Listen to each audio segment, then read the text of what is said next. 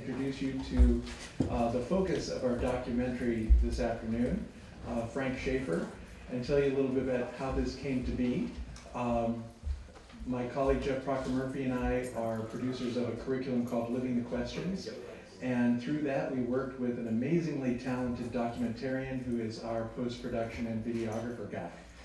And Scott came to us and said, "Oh, have I got an idea for a documentary?" He had been filming Frank Schaeffer in a variety of different circumstances over the years, and he pitched us the idea of producing this documentary, which we were excited and privileged to be a part of. I don't need to introduce Frank because that's what the documentary will do, but Frank just lives right up the road here in Salisbury, so he came down to be with us today and be part of the panel to do part of the Q&A as well. We did the world premiere of this documentary in Brisbane, Queensland, a summer ago. And even in Australia, they laughed where they were supposed to laugh, and they where they were supposed to do that. So I'm hoping that you will have the same response. It's just a fascinating look, and it's really just a glimpse at a small part of an amazingly complex and fascinating man who is an artist, an author, a commentator, just amazing. And so you will find that out for yourself in just a few minutes. So I'd like to invite Frank Schaeffer just to step up and show his face and say hello real quick before we start the documentary. So thanks for coming out. The only thing I would say, David already kind of mentioned that this is not my production. You know, I don't make movies about myself and then go watch them with an audience. And so that said, someone else wanted to make this documentary. He kept dipping in and out of my life and then showed up with a film. Now it's online. It's been seen by a lot of people because it's in a number of venues that are free, you know, YouTube and a dedicated channel and so forth and so on. But I've only had a couple opportunities to do this, and that is do a Q&A kind of thing afterwards. So I'm looking forward to wherever you want to go with that. That said, enjoy the movie.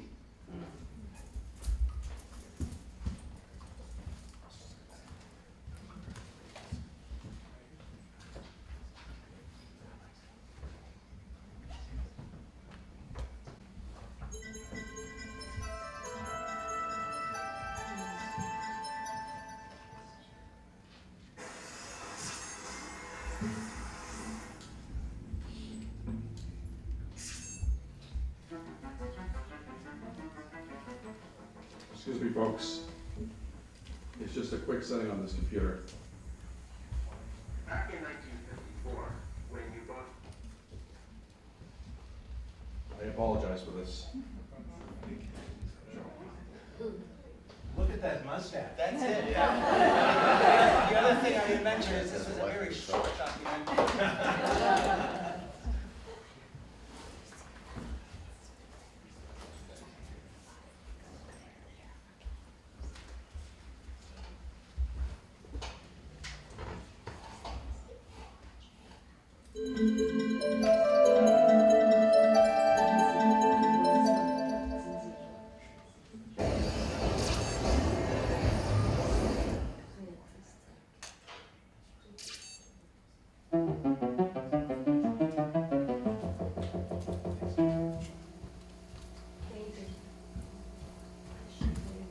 Back in 1954, when you both began the work of the Great, what was the basic motivation for which you did that? There was a desire in mother's and my mind to demonstrate that God existed. So we called the children into Shelly in the living room there, and it was unanimous that we would step out to tell God that we knew He was there in such a way that we could trust Him. We would start in that chalet of Chalet Les Malaises with you with polio, 2 girls with rheumatic fever, looking to the Lord only for financial needs, that we would step out without a plan. Divine providence seems to have fixed up everything just before it happened. In other words, you didn't die of polio. We weren't actually, we were able to stay in Switzerland when we were put out. The avalanches did not demolish our house, all the things that happened. Where both of my parents had a real struggle was that they were both interested in art, science, literature, humanistic endeavors, race relations, all these things, but they were part of an evangelical tribe that was not. And the way they balanced it was by trying to do both. The funny thing is when people say, oh, well, you've departed a long way from your parents, actually I followed their path in terms of art, philosophy, and interest in these things to the letter. Where I've left is in thinking that you can be both an evangelical Christian and a reasonable human being.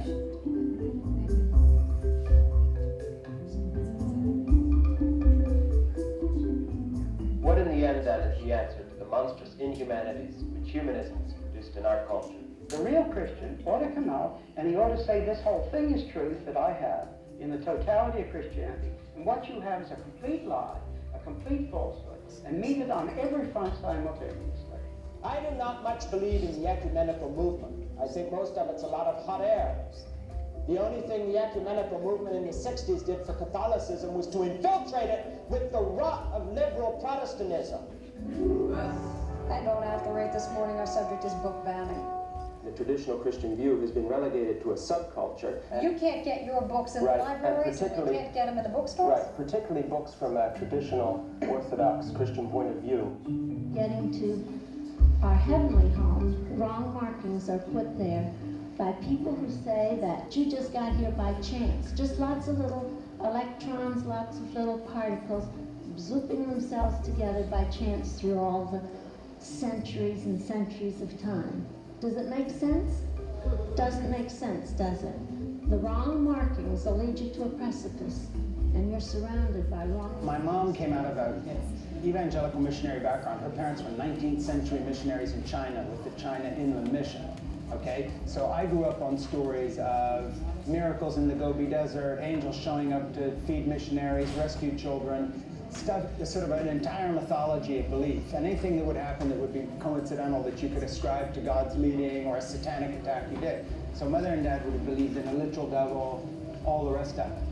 This was my childhood. So in terms of the neural pathways of my brain, I'm wired that way. There's no getting away from it. What do you think about the idea of the separation of church and state, as it's often used today, to stop Christians from involvement in politics, law, and other fields where they could be confronting the world in which they live? It's absolutely inane. I can't say it stronger. It is not rooted in history. It is not a reality on the basis of the history of this nation. And it is also stupid. My lens for looking at my dad's claims about the separation of church and state, if your faith informs your views, then you're not doing anything unusual in American history. But in terms of the fudging the line, prayer in schools, not teaching evolution, all this kind of stuff, obviously I'm totally on the other side of the issue. In other words, at that point, Dad was just talking as a straight-up right-wing evangelical. And, you know, those people consider me as their enemies, and they're right, because I am. Yeah, well, I'm just assuming it's like a TV audience. I don't assume they know anything about it. That's right. I mean, I'm not famous, That's really what so I gotta sell who I am. That's right. Frank Schaeffer, author, political commentator, / political commentator, Crazy for God. Frank Schaeffer / political commentator, author of Crazy for God. First thing I'd say about my office studio is that I built it.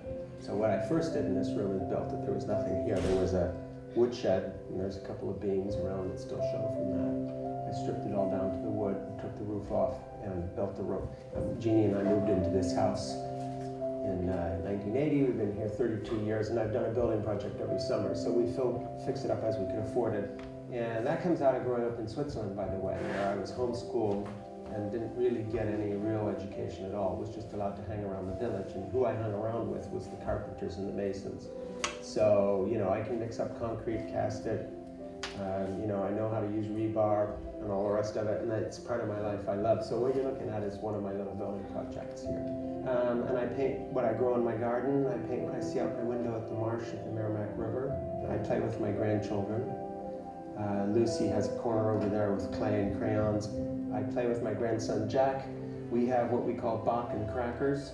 Jack sits on my shoulders and we march around in here and he eats boxes of wheat thin crackers while we listen to Bach, and he's done that since he could sit up there.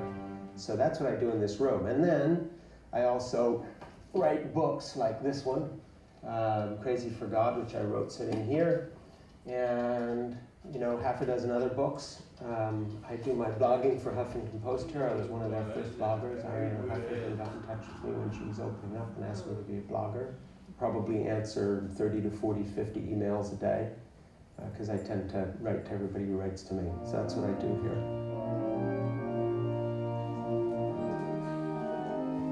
So when my mother would say a long grace at a table in an Italian restaurant, and everybody's looking, who are these weird people? I wanted to fall through the earth.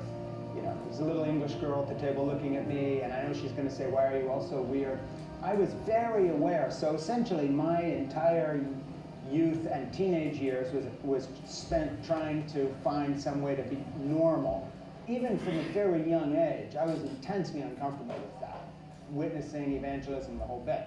When I got into the religious right myself as a leader and was flying around in Jerry Falwell's jet and all this crap, at that point, the question of are these people flakes, is this true, is answered. Because you're with people like Falwell and Robertson who are one thing in public, totally different when they're on staff and so forth. And the sad thing for me is that my parents were so much better than this. They were real. They weren't money grubbing. Dad's book sales went back into his ministry. They were genuine articles. So for me, I think this will sound odd, but part of the passage out of evangelicalism for me is I was raised in a genuine evangelical home. So mom and dad really were two people. They were the people who ran a ministry that was open to gay people, welcoming to black people, in a racist, homophobic environment of American evangelicalism that they left in 1947. I mean, that's way early to say the hell with this. And they got out and did something different. But then on the other hand, when it came to theology, you were talking to different people. So if you, for instance, asked Dad about his scriptural view of homosexuality, you would get one answer. Francis Schaeffer had gay couples staying in his house and never told them they couldn't share a room. And we're talking in the 50s and 60s. Francis Schaeffer had black people in his ministry when the racist evangelical majority would have been shocked. Francis Schaeffer was doing interracial marriages in the 50s and told his own daughters they could marry black men if they wanted to. My heresy, in terms of temperament and actual life choices, I'm still far closer to he is than the religious right people who think he was their person. They just never were at L'Abri in '68 while hippies were shooting up in the woods, and other Christians would come in and say, why aren't you throwing them out? And he says, why would I throw these people out? Well, are drugs allowed in L'Abri? No, we don't encourage it, but they're precisely the people I want to help. So there was the theology on one hand, and then there was the way they treated people. There was the theology on one hand, then there was the interest in culture. Mom and Dad never put that together. They would not make that choice saying, okay, I've got to change my mind. They tried to keep it all going at once, and I think it's impossible to do that, and I went in a very different direction.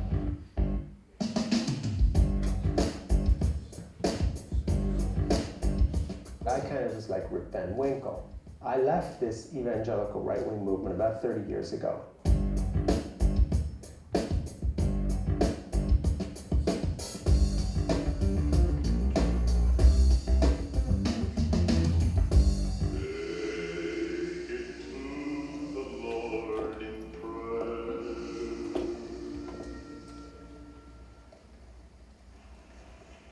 Well, stud, it's your lucky day.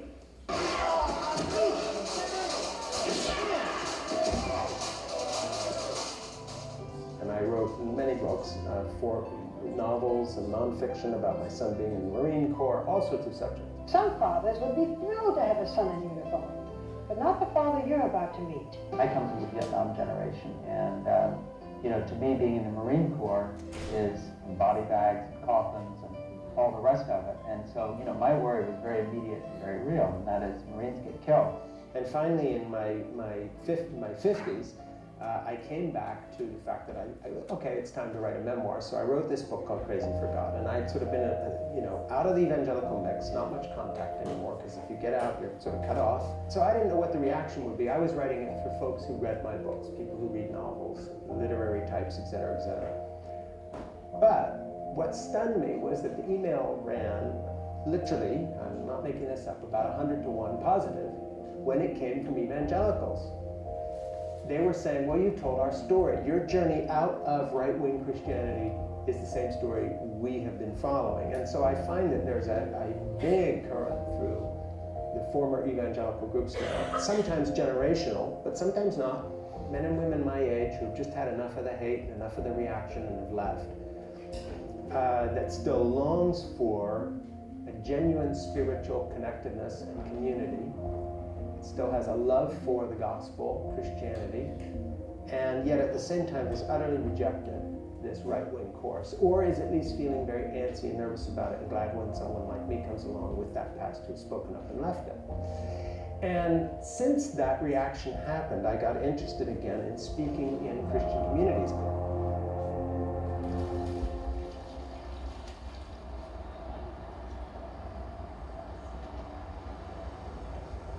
Welcome to Revolution. We are a community of grace and provocation. Today, we have a special treat. We have our friend Frank Schaeffer in town, and he's going to be in conversation with Jay Baker.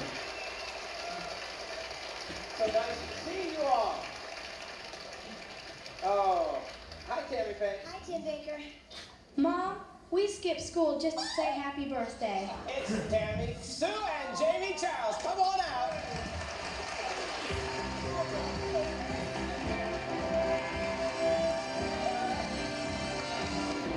Now, my parents were pretty big, which I was thinking was funny that they never joined up with the follow guy. Well, I mean, follow eventually just really did a number on my family.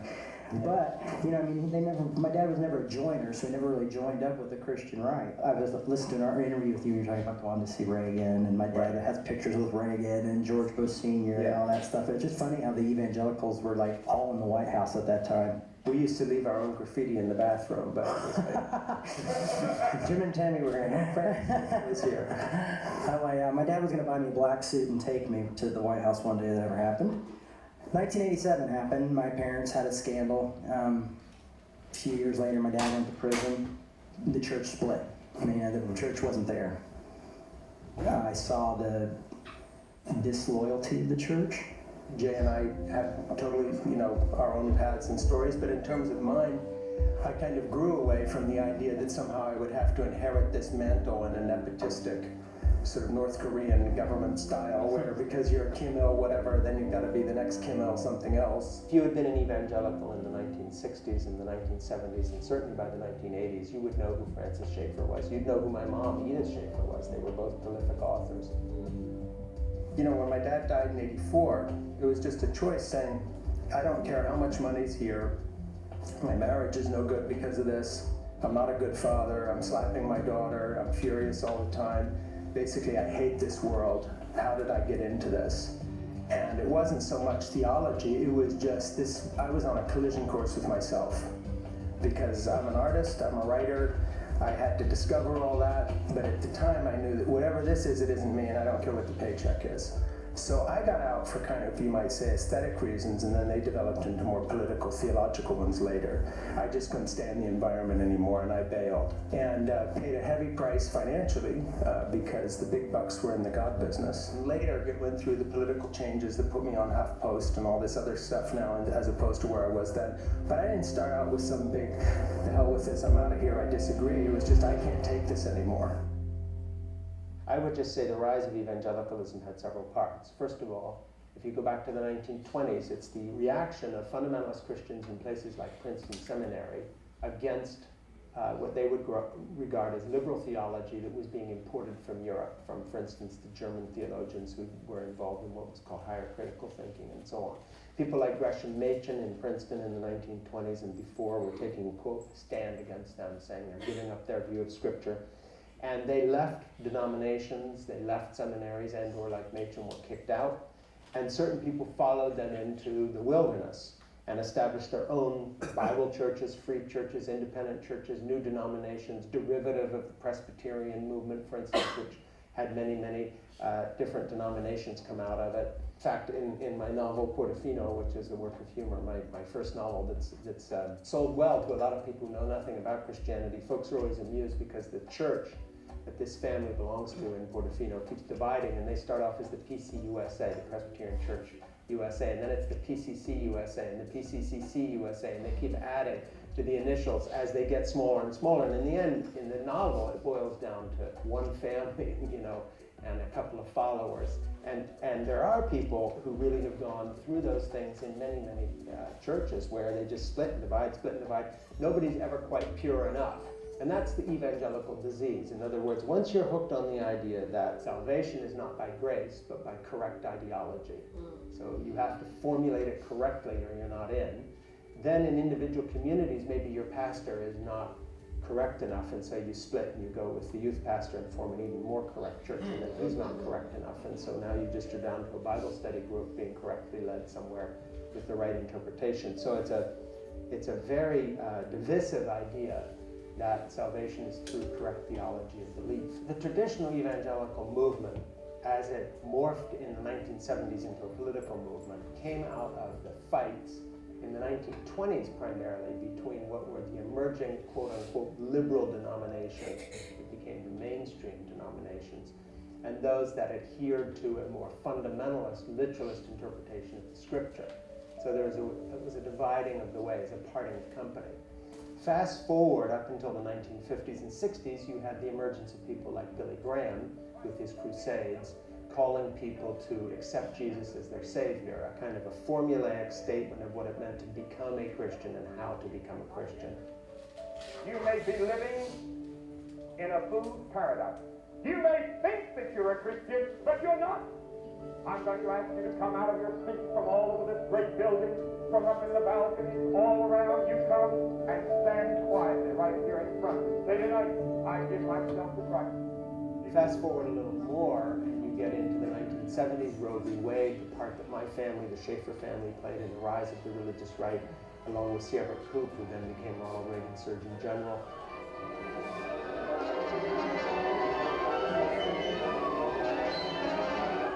Consider the unborn baby. In January 1973, the United States Supreme Court passed the abortion decision, known as the Roe versus Wade ruling. Upon this arbitrary ruling, medically and judicially, the Supreme Court invalidated the abortion laws of almost every state in the Union. Who once knew better words, now only use four-letter words, writing prose. Anything goes. And every night the set that's smart is intruding at nudist parties in studio. Anything goes. And all of a sudden, this fundamentalist reaction against liberalism takes on a new tone, and that is it's political. And now there's a whole group within the evangelical movement that are more interested in how you vote, say, for Republican candidates who are anti-abortion, anti-homosexual, as they would have put it, and so forth, than just you accepting Jesus. How much consideration are you going to give to the advice of these new conservative organizations and the moral majority, and people like the Reverend Jerry Falwell? I am going to be open to these people. I'm not going to separate myself from the people who elected us and sent us there. We appreciate your vision, Mr. President. A Christian man with a vision of a world of freedom and democracy. A man who believes in a commitment to family values, who believes that adoption is a better idea than abortion. We appreciate that. A Christian Manifesto was the title of a book that I did, a small book, short, like 80 pages. And it was a declaration on the political issues of the day, namely abortion. That America had passed a line of no return. It was essentially in the camp of Nazi Germany. And whatever was licit and allowed to do to stop the Nazis, Christians would be allowed to do if they failed in what Dad called the political or the electoral process. So actually Dad was calling for armed insurrection in a very direct way, simply saying, well, it's not now, but if everything else fails and we can't reverse Roe v. Wade, we're in the same place as we were in Hitler's Germany. Loyalty to the Lord Jesus. We must absolutely set out to smash the lie of the new and novel concept of the separation of religion from the state. Which now most people hold, and which Christians have just bought a bill of goods. Some people got that message. Clinics were bombed, people were shot, so we actually saw people murdered as a result. And there's no question that they had been influenced by what we were doing. It was a disaster. I mean, essentially it was like a teenager who threatens something and then it actually happens. So I think my father was shocked because Dad was a very nonviolent person. He was surprised and horrified, and basically I think had underestimated the power of the words into that kind of angry environment. The paradigm of lost and saved, you've accepted Jesus so you're saved or you haven't, was applied to politics. You're either for us or against us. There's no middle ground. And since politics is the art of compromise, obviously applying an evangelical saved and lost model to American politics made it very unforgiving, very uncompromising, and you get that same heated sort of sense of us and them, those who are for us and against us in a political environment. What happened, therefore, was that you got all the energy and the anger of the religious right drawing its inspiration from an idea that somehow not only was the rest of the human race lost, but if they weren't voting on our issues our way, they weren't really even Christians, quote, real Christians. So Sarah Palin, for instance, would talk during her time of being vice presidential candidate about real Americans like us being her, and everybody else. And of course, that's very much the language of the evangelical movement when it comes to Christianity. Real Christians, i.e. those who have accepted Jesus in an evangelical way, accept the Bible as not just normative and instructional, but literally true, and everyone else, and even if they claim to be Christians, for instance, liberal Christians from mainstream denominations, they are not real Christians, just like if they vote wrong, they are not real Americans. So I'd just say in a nutshell, the rise of the evangelical right comes out of a certainty about theological things that is then applied to political things, and you have an absolutely obdurate, unbending, no compromise line in the sand that cannot be crossed. So they see themselves as both victims of attack from not real Christians, not real Americans, and holding on somehow when it's in politics wrapped in the flag, and when it's in religion wrapped in a literal interpretation of the Bible, as if somehow they're making a last stand for real Christians, real Americans. That kind of, to me, describes the difference between mainline Christianity, which is more inclusive and welcoming, and the evangelical form, which is very exclusivist, and after the 1970s, not just about who Jesus is or what the Bible is, but about what America is and who are real Americans, even real patriots and so forth and so on. It's that line in the sand mentality which has marked the whole movement. There's a real dilemma here because your evangelical neighbor living down the street is probably the most kind person on your block, and if your child needs a place to go after school, that's who you want them with.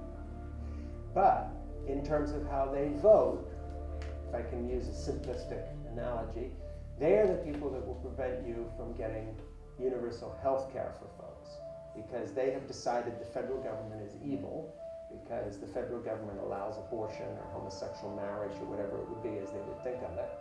And so therefore, whether it's building infrastructure or Amtrak or national health care or regulating Wall Street, they have bought into a corporate right-wing line which defends the interests of people very much not like them, the corporate titans of this world on Wall Street, and so have been used. So one of my reactions to the evangelical movement is actually one of great sorrow, because here you have people who started out trying to spread the love of Jesus by getting people to accept Jesus and get their sins forgiven. This gets politicized in many, many ways. Roe v. Wade, prayer in schools, integration, because there's a racist element too, not in all evangelical homes by any means. When you put all that into the mix, this has been a group that has been, I think, in my opinion, bad for America, because it has retarded the social safety net and meant that we could not really care for people the way folks have been cared for in more secular countries, say in many instances in Europe. So it's crazy, because the nicest people you will meet in your life, somehow the most compassionate, and even sometimes educated and well-read people, interested. You go into their house, they're playing Bach B minor Mass, those are evangelicals too. But taken as a group and how they vote, it's been disastrous. So it's almost like some crazy species, which, when taken individually in the water, is a very nice little fish and swims around your feet, but when 500 of them show up, they eat you alive. Then evangelicals have become literally vicious. Taken as a group, they have pushed the country toward a right-wing, paranoid xenophobia about the world. And that dilemma, that paradox, is one of the great unanswered questions of American history right now. people say, oh, well, what do you believe about this? Or even about my father, you know, who was this evangelical intellectual. What did he believe about this and so on? I always say, well, it depends on what day you ask him, but also what period of his life. You know, the fundamentalist who went to Europe as a missionary in the late 1940s, the intellectual to hippies, you know, with Jimmy Page running around with one of his paperbacks in his back pocket, or the religious right leader in Jerry Falwell's jet going from seminar to seminar, sort of the party line, like we've got to vote for Republicans. There's about us on every side, and especially the government, and especially the courts, have become the vehicle to force this anti-God view on the total population. It's exactly where we are. Well, there are some things I'm absolutely certain of. I'm very certain that I love my children and grandchildren, that what I think is beautiful probably is, in some sense, that is, I mean, this is a weird way to describe beauty, but absolute. So I think clean water is more beautiful than filthy water that kills people. But when it comes to philosophical certainties and absolutes, I would describe myself as a Christian atheist. Being an atheist on days when I don't believe anything, when I am cast in despair and doubt and depression, are not days when I'm closer or further from the truth, because on the days I believe, I'm believing wrong anyway. How do I know that? Because I don't know anything about God. I love Hitchens and Dawkins and these other guys, just like I love Jerry Falwell and my father and everybody else. You know, we stand up out of the slime. 10 seconds later, we're making cosmological statements about the universe and everything in it. Are you kidding me? I can't even find anywhere I'm going without a garment. And you want me to tell you whether God exists? Give me a break. One thing that my writing has cured me of in terms of the email traffic I get is any idea that non-belief certainty is any smarter than belief certainty. Because having published a book with a title that says Why I'm an Atheist Who Believes in God, I'm getting all kinds of shit from atheists who say, you're not a real atheist. And I actually read their subject lines and they sound so fundamentalist that I think I'm just getting my usual traffic of crap from fundamentalist Christians. My mother, at her most fundamentalist, Calvinistic, Bible verse a day, all the rest of it, was no more blinkered than the correspondence that I get from people who have attacked faith as completely moronic. So don't feel threatened by these folks. They have nothing to offer you except another package of false certainty. I actually had a little email correspondence with Christopher Hitchens before he died, who had read a book of mine, a memoir, Crazy for God, and he liked it. And he emailed me saying, and then I finished this book, I'm so disappointed, why didn't you become one of us? In other words, he was waiting for my conversion moment, and it doesn't occur because I remain someone of faith, struggling, but nevertheless. People say, well, aren't you holding on to your faith? Sure and sure. Well, look, I've also been married for 42 years to the same woman. I have 3 kids and 4 grandchildren.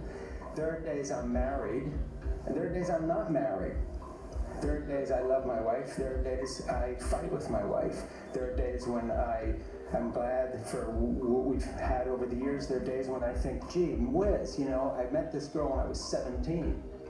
You know, what's this? What's happened to my whole life here? So if someone says, are you married? I would say, yeah, married, kind of, but I'm sort of a married atheist. And there are days when the marriage is very, very good.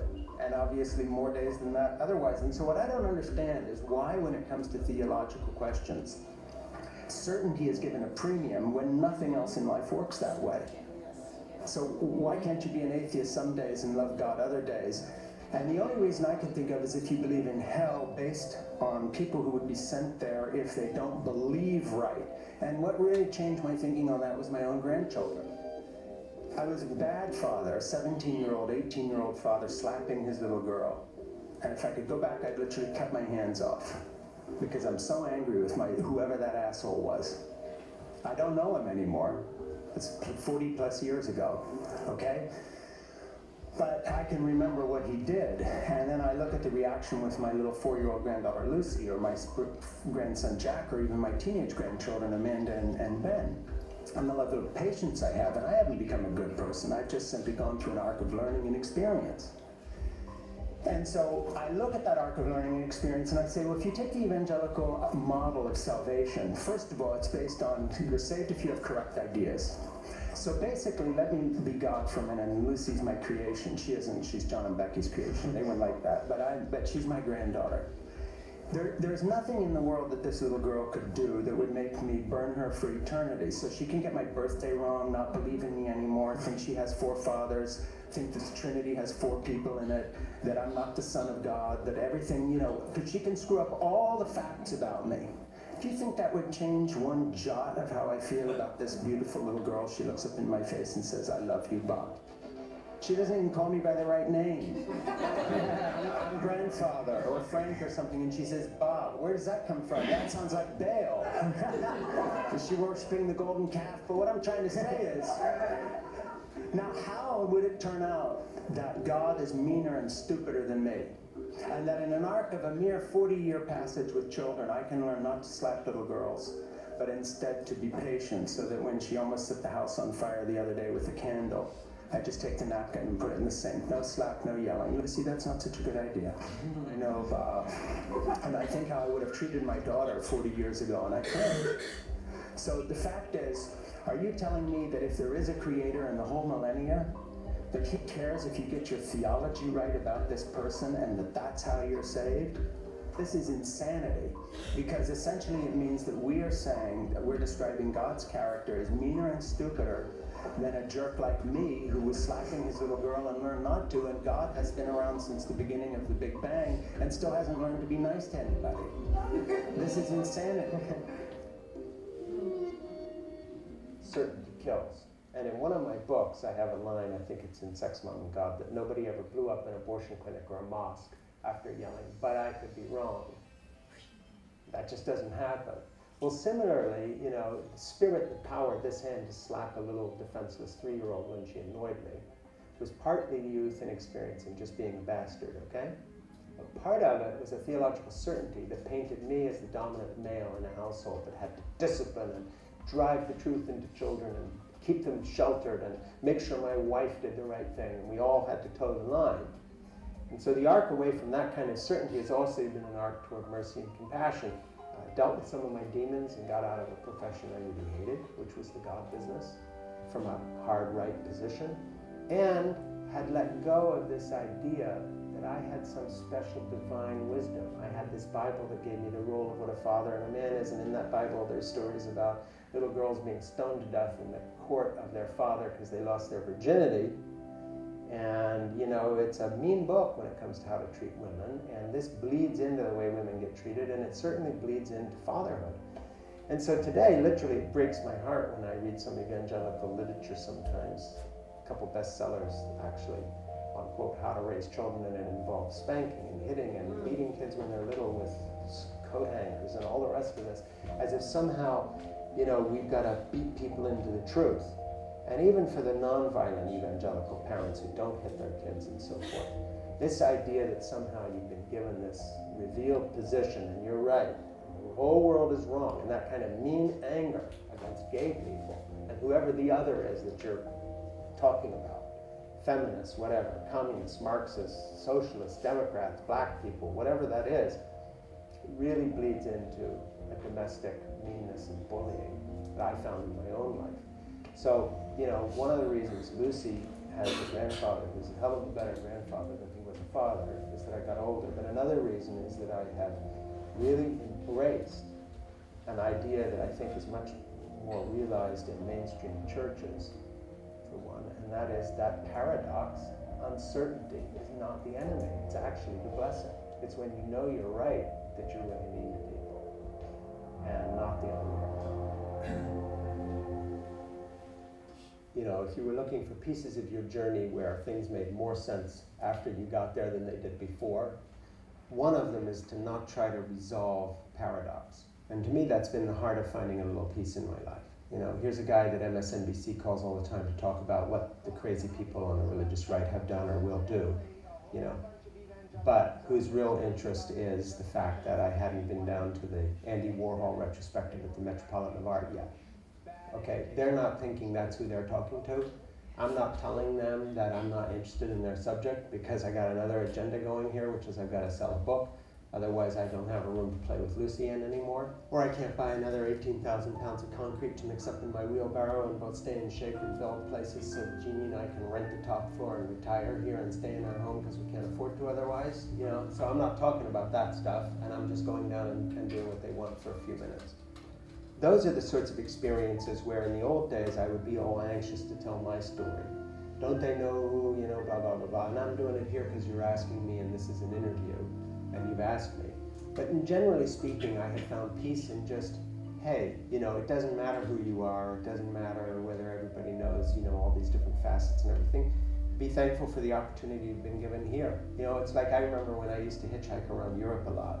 So sometimes I'd almost be pissed off with a guy when after an hour nobody stopped, he stops. It's like, you know, where have you been kind of thing. Or, hey, you know, this is a crappy car and now I'm sitting here with it smells like his wet dog and, you know, there's hair all over the seat. And then you got to remind yourself that, hey, you know, he stopped.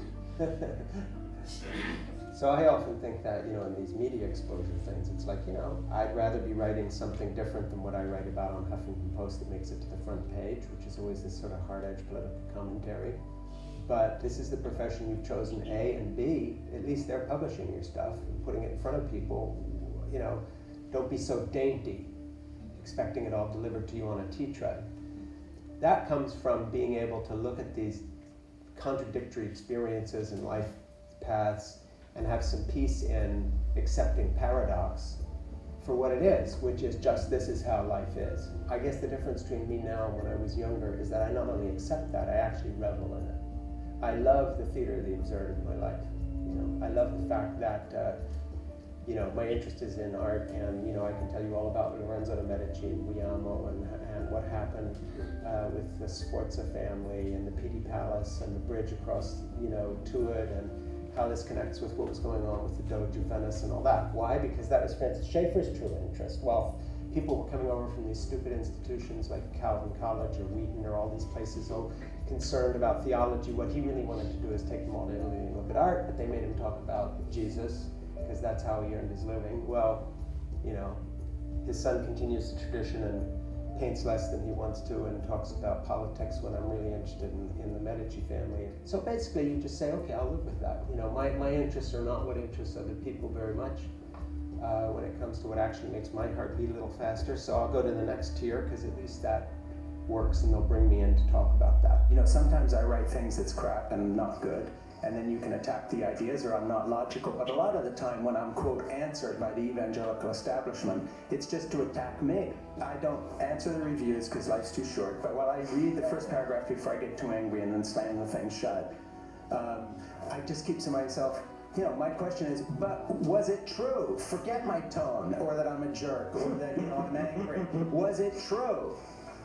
And that's never, you know, this cheap shot, well, he was angry, or he's this, or he's reacting, or it's not right, or he's not spiritual enough, or he's committed the son of Noah and looked upon his father's nakedness because he wrote a book and it wasn't nice, you know, and all this. So the point is, was it true? Or is he a liar? And if I'm a liar, show me where I lied. But if it's true, stop pissing and moaning about the tone and deal with it. And that's what I say to myself. And then I write nice emails saying, I think you have a point. I'm sure I can learn something. Thank you for your note. Hey, listen, if there's anything we're schooled in the evangelical world, it's false humility, okay? I know how to do that. Whereas in my evangelical background, paradox was the enemy, because if you didn't have the answers, chapter and verse, then somehow that translated into not being able to give answers to other people, and you had this black and white paradigm of saved and lost. And so your job was to make sure they were all like you, which of course was in the end to make them as miserable as you were. Yeah. There's a time in people's lives when they arrive at a period of doubt, and they can go one of two ways. They can reinforce their certainties and then become very harsh because they've never really gotten answers to the questions for a simple reason, there are none.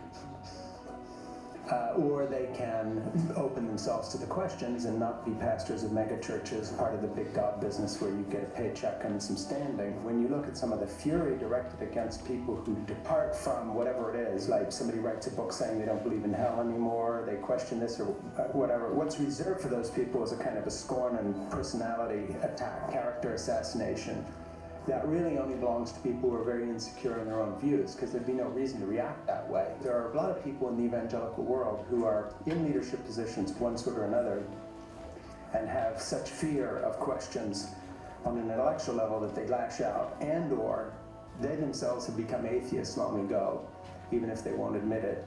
But the paycheck is there, and if they could only inherit that $10 million of money, you know, that they need to live happily, they would be out of there like a heartbeat. remembering, what flakes some of the people were that I knew well in the Labrie community, who years later, pontificate about how they don't like something that I'm doing, as if they've got some holier-than-thou stand, But I remember what they were doing with, back when they were working with my dad or whatever. And you have to make a choice and say, well, am I going to out a whole bunch of people and turn things into a vendetta or not? And I choose not to, not so much on principle, but just, hey, life's too short. Setting the record straight is not something that interests me, and it's not the direction I want to go in with my life. Jim Baker went to jail for whatever financial malfeasance, real or imagined. I don't know. It's not for me to judge. But there are abortion providers who were shot in the head somewhere, probably because of something Dad or I wrote by extension. So it's a toss-up. So that's where you just have to say, listen, even when it gets to Jim Baker not believing in the mercy of God because maybe he sold it so much as a product that he feels somehow if it's real he's not included because he mishandled it to that extent.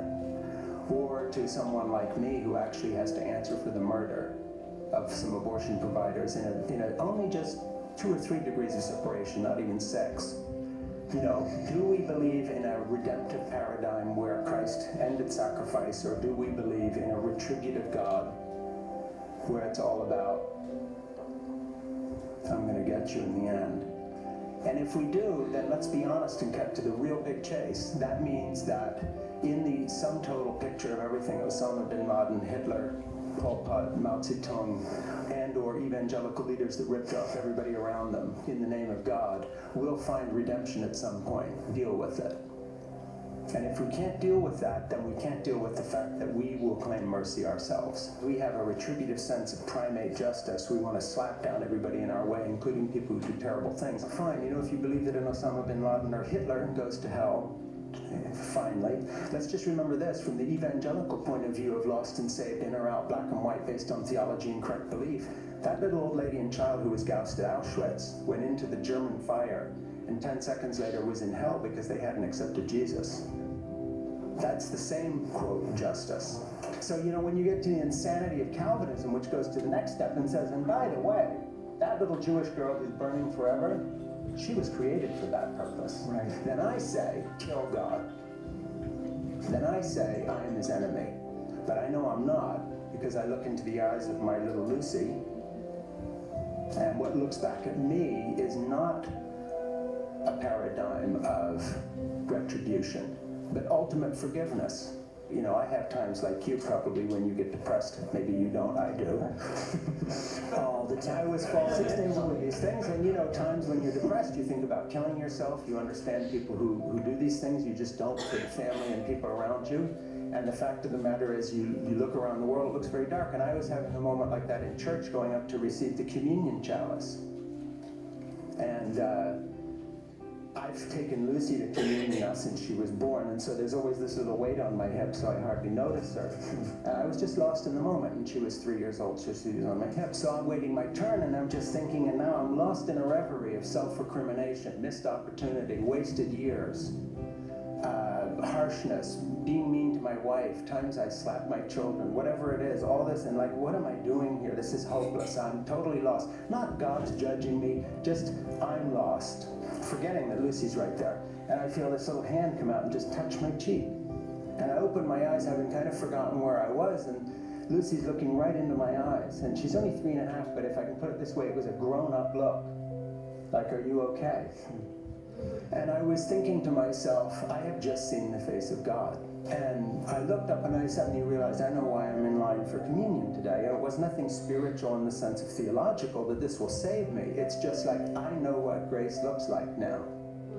It's a little child who doesn't even know, your past, and is just taking you as you are in that moment and accepts you as you are. I'm just her bot. Well, guess what? I'm just God's child. And I am to God what Lucy is to me. And that little vision there was like, you're off the hook. Now, does that mean I believe in God all the time? Not at all. I'm a Christian atheist. I did that moment.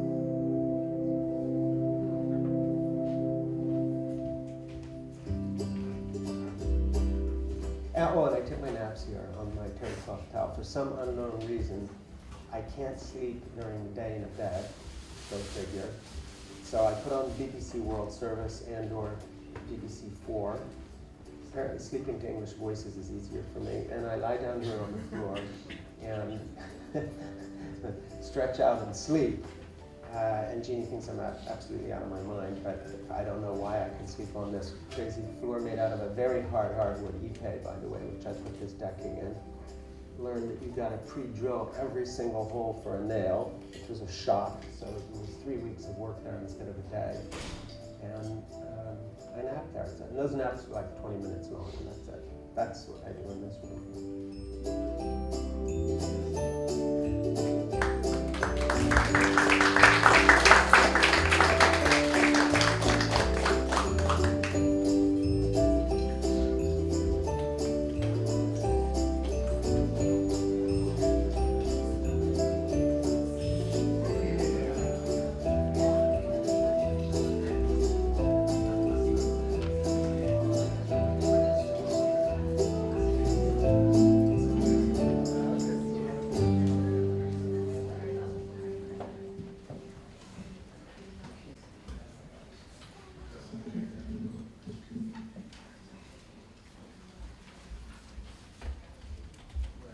Thank you very much.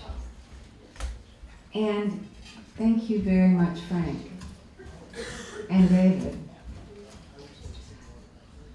Frank said at the beginning that he was looking forward to engaging, and the team who planned this plan to begin the engagement with a panel of people who've watched the movie in advance and have been thinking about it.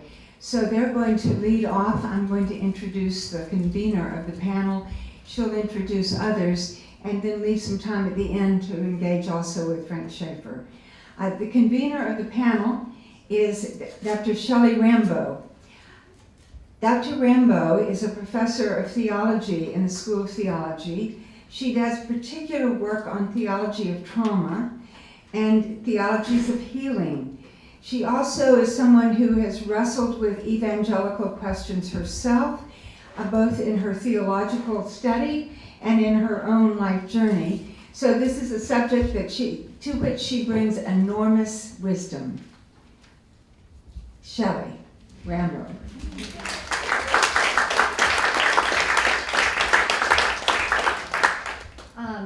So thank you, Bode. I understand my role is actually not as a respondent, although I did do the film and look forward to engagements, but I'm here to actually introduce Professor Nancy Ammerman and soon to be Dr. Brandon Crowley, both of whom are scholars of evangelicalism and have been carefully selected for the different ways that they can contribute to the film. You may want to, in your comments, highlight specific aspects of your own scholarly and historical contextual engagements with the film. But I don't want to take up any more time because we have about a half an hour to engage. So I welcome in order Nancy Ammerman and Brandon Crowley.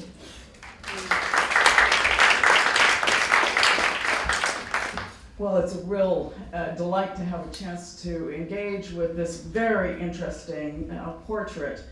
I am, among other things, a scholar of American religion and particularly American evangelicalism. So one of the things I was sort of, watching for as I watched the film was the way in which that movement is reflected in this very particular life. This is a really interesting sort of window into both the experience of evangelicalism and then reflecting back on that experience. And I think the portrayal of the kind of dangers of certainty that we see in this film is really right on. The kind of, also the really interesting insight that there are also fundamentalist atheists.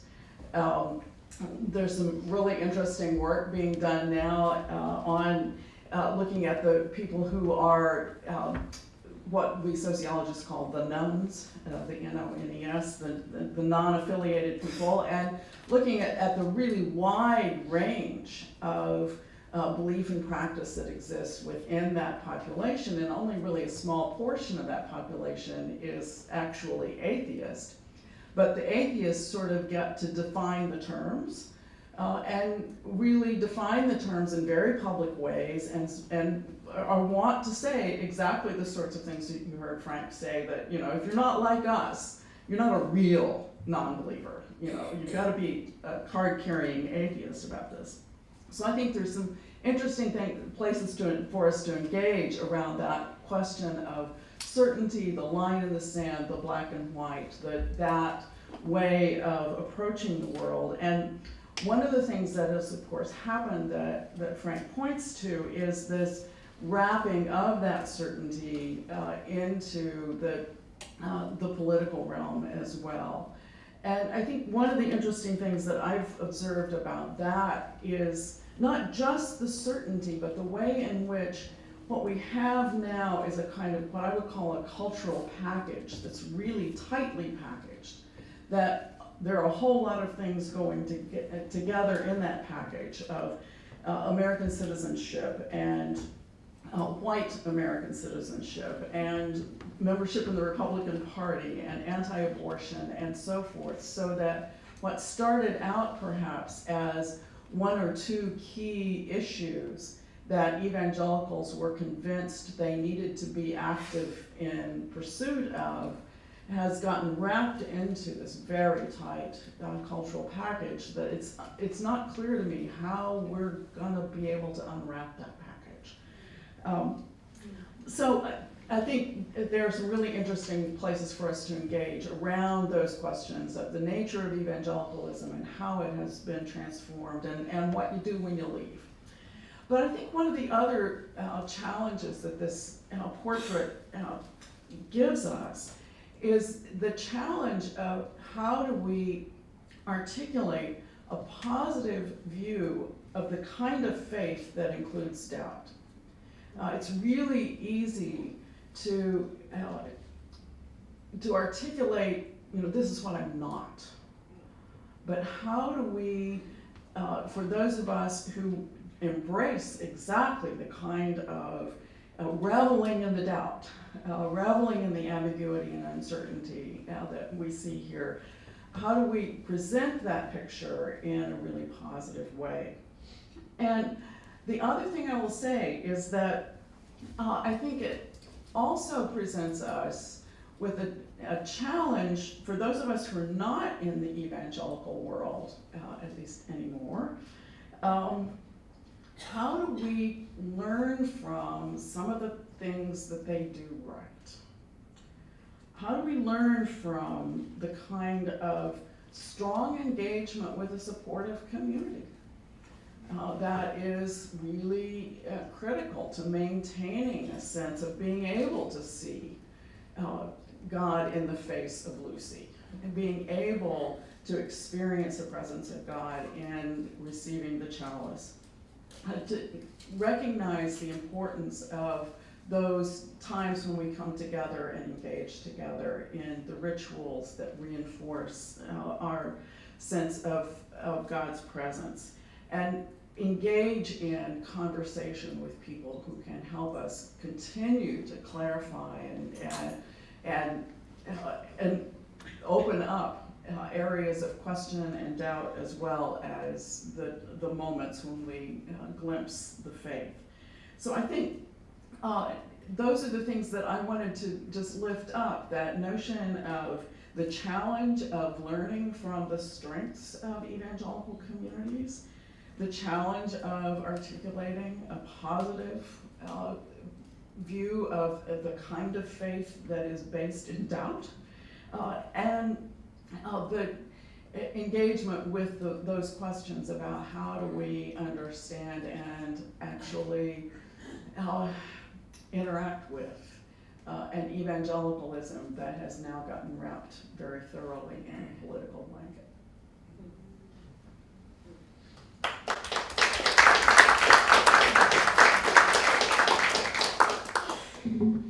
I wish you had put me first.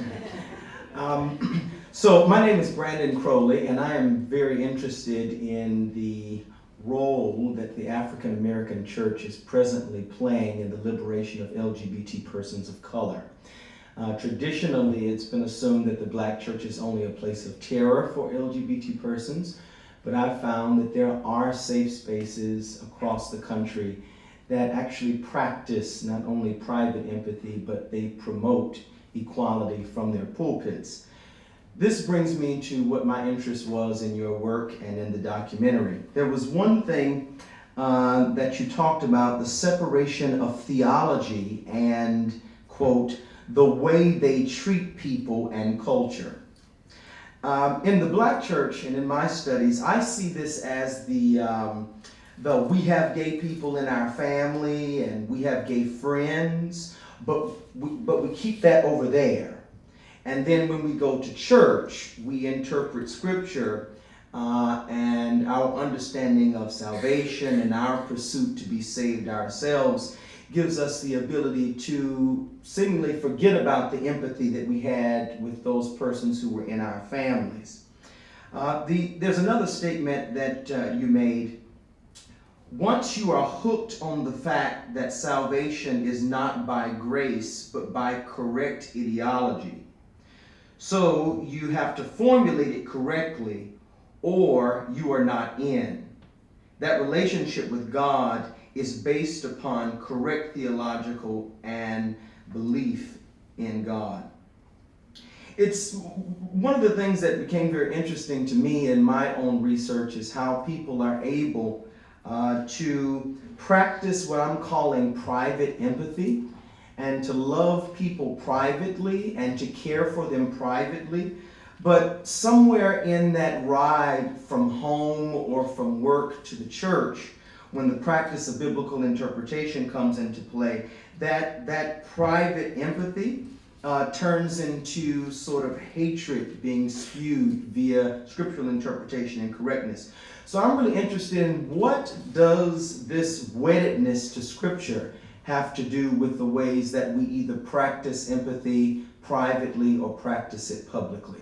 I was really interested in the separation between your parents and that dichotomy that you formed, and maybe we could dialogue about that. Thank you.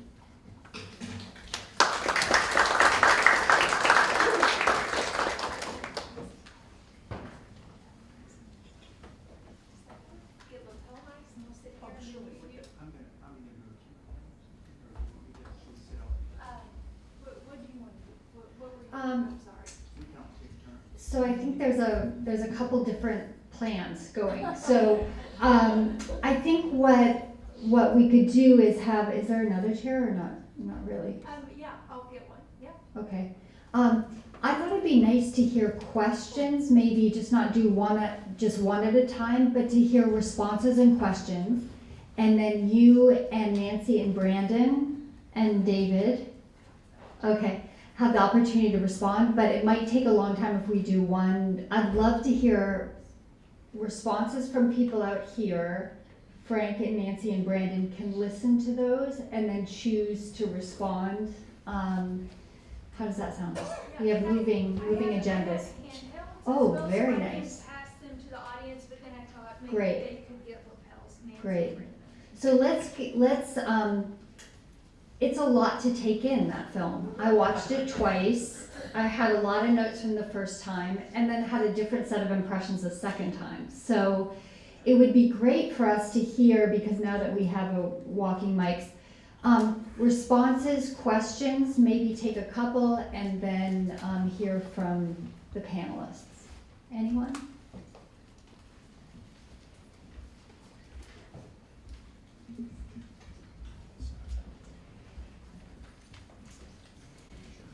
I really appreciated the concept of doubt and formulating a faith around doubt.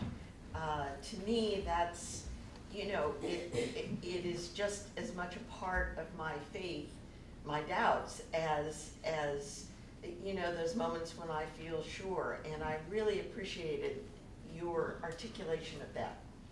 Great. Maybe another response? question? Yeah, Emily. I grew up in a very small town, evangelical culture, went to Billy Graham rallies as a child. And my turn was getting involved in criminal justice policy and really not being able to stomach the retributive nature of that, especially on death row, and being like, I don't think any of these people, if I can not think these people should be executed, how could God send people to hell forever, regardless of what they've done? And so I'm really interested though in like, that was a big experience for me that led to that change.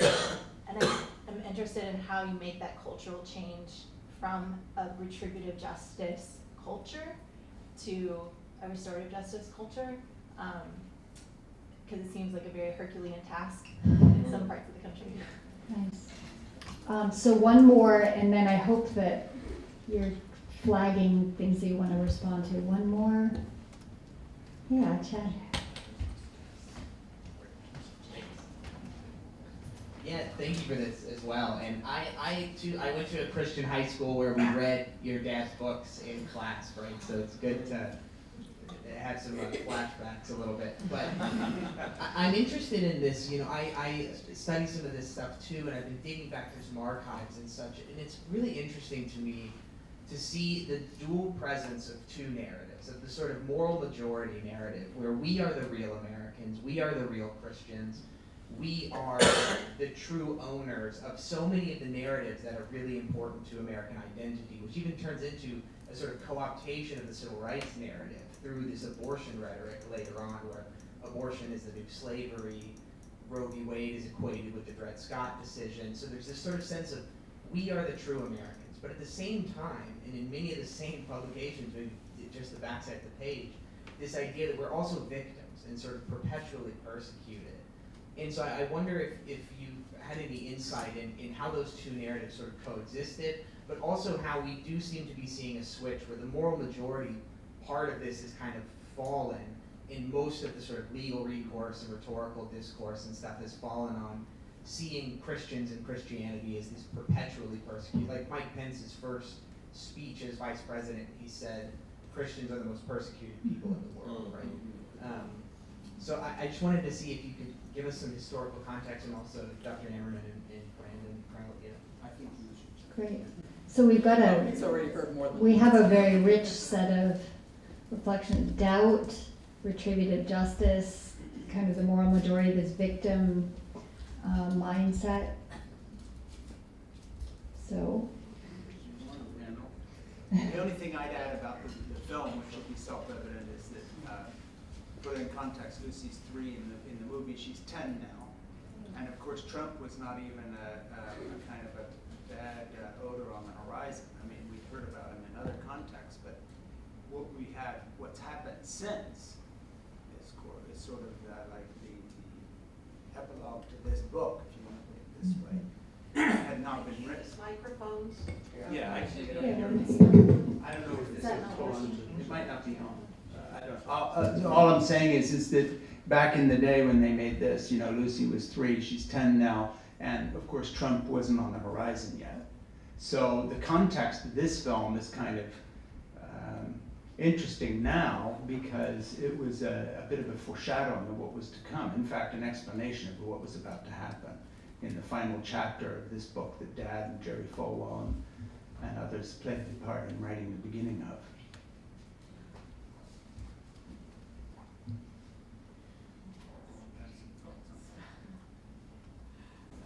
Actually, I'm fascinated to think about this this move from retributive to restorative, and you know how that happens. You said it happened for you in actually interacting with people, and I think that's how a lot of change happens. I mean, I think part of what we see in the film is the way you were able to recognize the disjuncture between some of the behavior you were seeing and that you grew up, as you put it, in an evangelicalism that held together a sense of inclusion and justice with a sense of piety and right belief. And So, you know, being able to be in a situation and being willing to put yourself in a situation where something is going to challenge the way you've been living. I think, you know, those are the fertile moments, the cracking open kind of moments. And so it's really interesting to think about where, you know, how can we engage perhaps with some of those people who don't think they can crack open in a way that creates a space where they can. You know, you were making a point about, can you still hear? Is this working now? You were making the point about private empathy, and I think that ties in because that's what I grew up with, a high degree of private empathy that suddenly became this hard-edged other thing when the public lines were being drawn. So I just love that phrase of yours. But I think also, I mean, a person has to be willing to risk something if they want to put that private empathy on public display. I think about how we're talking about this switch that these conservative theological, evangelical theological notions, when they switched over into politics. I think you said it was the 1970s. I'm reminded when we're talking about the conversation of sexuality and the black church, how when Bush was running against Gore, there was a huge push to support Bush, because he would not support gay marriage. And black pastors like Eddie Long and Creflo Dollar stood up in their pulpits and told African Americans in the Bible Belt who were predominantly Democratic voters to vote Republican, because this represented correct biblical interpretation and the correct way to be a Christian and a real way to be a Christian.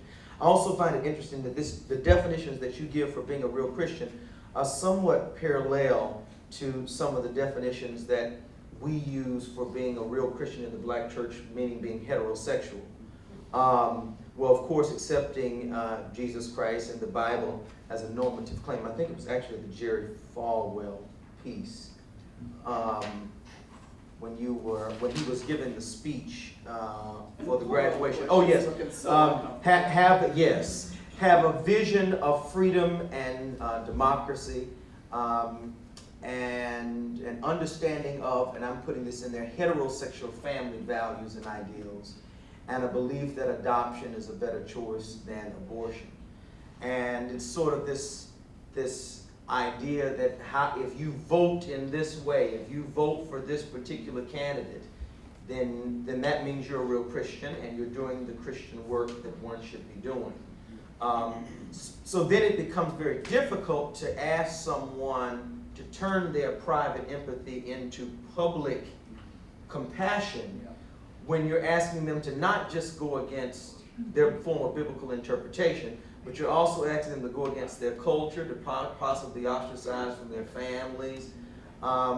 And many of them don't have a worldview outside of that worldview, that cosmos that's been created to even try to have any form of empathy. So I'm interested, what was going through your parents' mind when they brought these gay people into their homes? Sure. Well, the way I would put it is like this. Bring me back to that as soon as I just said this, because there's something I just wanted to mention, and that is that, you know, in kind of looking at this film was made then, and then looking back at my own life, something I'd like to just share with you is that, you know, speaking of biblical references and the plagues of Egypt that never convinced Pharaoh, and you're talking about how would you get these people unhooked from this private empathy and to make it more public. You know, if you had told me 35 years ago that there would be a day when evangelical Christian voters, you know, God-fearing, nice folks, would go along with the president who would rip babies out of mothers' arms and stick them in cages and separate families in the name of some sort of Christian politics, I would have said, you're full of shit. That's ridiculous. Don't, you know, they're bad people in lots of ways, yes, blah, blah, blah, but they'd never go there. So the old frog being boiled 1 degree at a time, turned up in the experiment and finding is dead, never knows it's being heated to the terminal point, really has happened. So even in the 7 years or so since we made this film, it keeps going up. And I would just say, when you get into this question of linking private empathy to public, the stakes are now so high, there is so much to repent of, that it's not just just what you said, the family, your social circle, everything you were raised with. Now it's an entire way of life where your face is set against everyone. And to kind of step back from that is going to take what I think, and I'm sorry to make this rhetoric so full of hyperbole, but honestly, America's going to need the equivalent of the denazification program that followed in Germany after 45. Because this particular voting public is not backing down. And when you combine it with the support that the NRA gets from these folks and all the rest of it, a very weird and scary scenario emerges in terms of that they already feel paranoid and victims controlling both houses of Congress with their president in the White House and now the Supreme Court, and they're still victims. You can only imagine what happens if they really start losing. So that, okay, now back to you. Well, I just want to throw one thing. I don't know that I have as much hope for the previous evangelical community as you do. And maybe it's because you're connected with it, because as an African American person, this crowd has always been terrorizing. And so the fact that they would now support the tearing of Latinos from the arms of their parents is strange, because they supported it with black people for years. So I'm just very worried about when black pastors start buying into these tactics, either for TBN opportunities or because, I'm thinking about a black pastor right now in Florida who was very, very prominent in the Black Lives Matter movement there, but Southern Baptist churches started giving him huge sums of money and put him on television, and now his message has completely changed. He's preaching this salvation stuff and process, the process of how to be saved, much like what you were speaking of before. In his case, I think his public empathy was turned private for the sake of money. And I think for the record, so was mine for a while, in that it was tough to walk away from more loose change on a book table after you've done a seminar for 16,000 people, and then actually go off and earn a living as an honest writer with an agent. You've got to do novels, and they get reviewed, and they sell more or less in a year than you moved in a night in the big time circuit. So yeah, the money is a big factor. To go back to the point you made, my recognition of what you just said, which is very incomplete, obviously, I'm a white American, nevertheless is light years from where it would have been back then. When I say sort of the white evangelical voter who's now a Trump supporter is someone whose grandparents and great-grandparents, not only were slaveholders, but they sent pastors out to bless lynchings. This group, Jerry Falhill himself was a segregationist who never really changed his mind. He was forced to do certain things because of tax questions. That's true, but that has dawned on me. The education process is not complete, and never will be, but the passage to that kind of awareness is as far away from where I started out, where it was all about private empathy, as the other parts of the journey. I want to come back to something that you said, that about these black preachers who are sort of taking this line and advising their parishioners about they should vote this way in order to be real Christians. It's not working very well. Amen. I mean, and I think. Well, it worked then. It worked then during the election between in the Atlanta Southern District. Those African American voters voted Republican in that particular election. I'm not talking about now.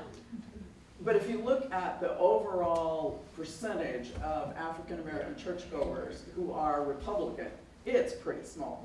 Yes. So, the notion that somehow you can convince those folks that that's what it really means to be a real American and a real Christian, it doesn't ring true to the African American experience in the same way that somehow it rings true to a comfortable white suburban congregation. It's never been the mainline black church.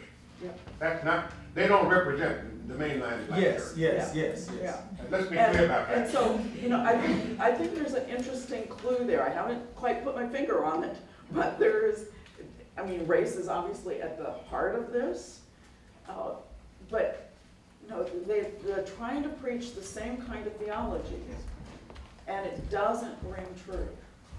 So how can we create a dissonance for white folks between their experience and that theology that is already built in there for black folks? So we have time for one question. I knew I wouldn't really have to moderate. This is so one question, and then we'll have lots of time to engage with Frank Schaeffer after at the reception. So I grew up in a Christian family, and in college was influenced by Francis Schaeffer's work. Well, you know, in positive ways really at the time, but then I did move away from that community. And as a kind of, as a scientist now, as an adult, and kind of distancing myself from the evangelical community, one of the things I'm puzzled about is, you know, given the context of a very, you know, knowledgeable world, why are people so attracted to this ancient fictional story? And one of the things that that has sort of come to mind to me is that it's a very convenient, easy test of loyalty. And that in a way, in a sense, sort of the obviousness that the story isn't true in our current modern context is part of what makes it so powerful. Because when you make that statement of faith, you're kind of drawn into a community that gives you a clear alliance and a clear sense of loyalty to each other. And I'm wondering whether, you know, the three of you see any you know, what your reaction to that is, whether, you know, this idea of this conservative idea as being a very strong test of loyalty is part of what makes it both attractive and dangerous. I'll make one little comment, and that is just to observe that the phenomena is not North American. You know, there are Hindus who are killing Muslims in India now because they slaughter cows. There are Buddhists who kill people, Muslims. You know, Saudi Arabia has become a country that has exported the Wahhabism, that has created an image of Islam that is terroristic, because they made an alliance with some imams that left a very corrupt royal family in power, and that was the deal. Very similar now to our American evangelical situation with Trump, in a kind of odd way. You know, so it's our problem, but it's not our problem. This is a global phenomenon of radical religion and fundamentalist politicized religion coming to the fore. That's my only observation. And then on the specific question, I think there are people who know more than I do. One thing I would say is that you're right about the link between having a particular view of the world and a loyalty to a community. Views of the world and communities go together. I'm a sociologist. That's my gospel. But I think you may be wrong about thinking that only fundamentalists need stories to explain the world.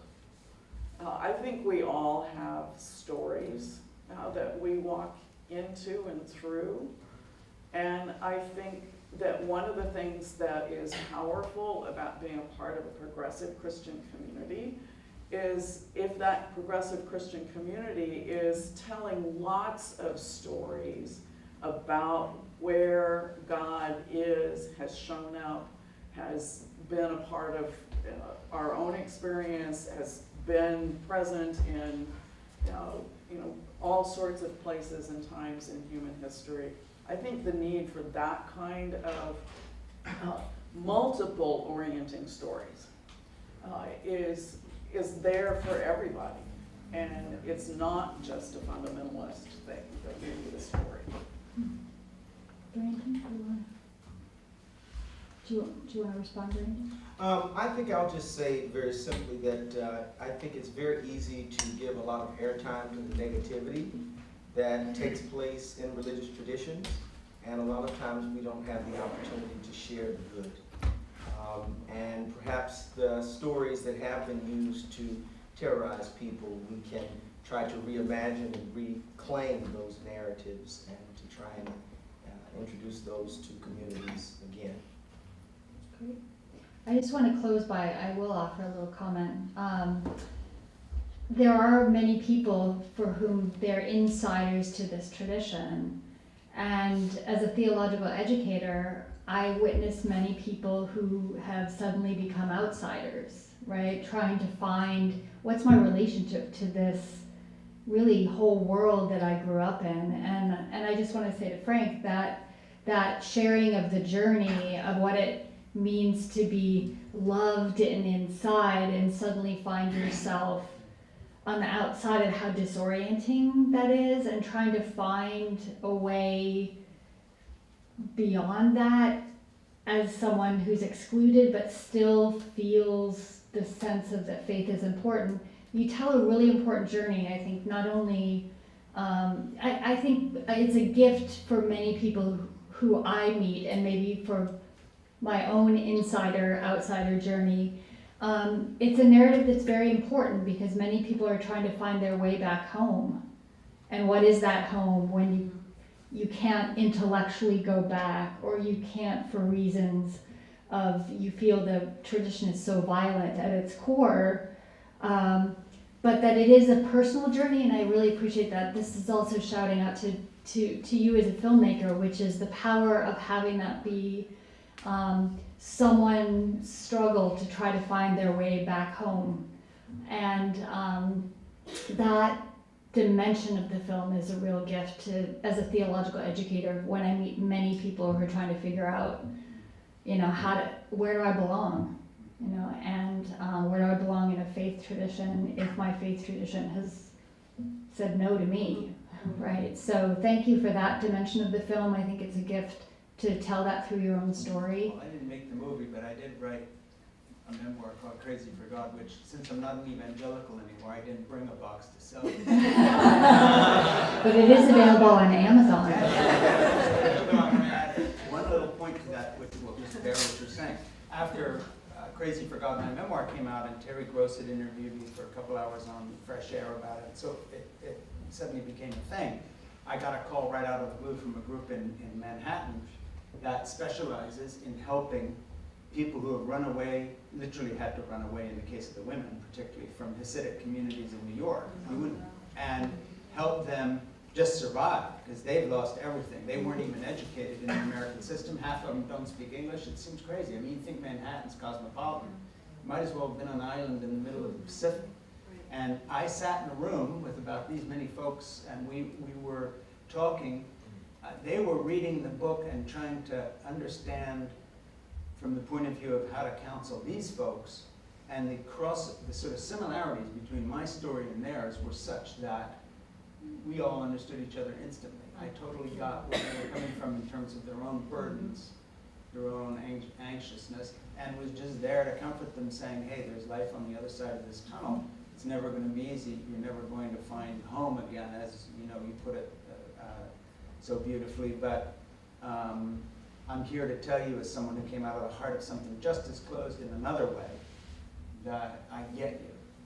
And you're not alone in this, because they always see themselves as like, we're just so weird, we're alone. I said, no, there are other people out there who are as weird as you are, and who have just as much PTSD coming out of background. So, I think that's a reflection of what you were saying.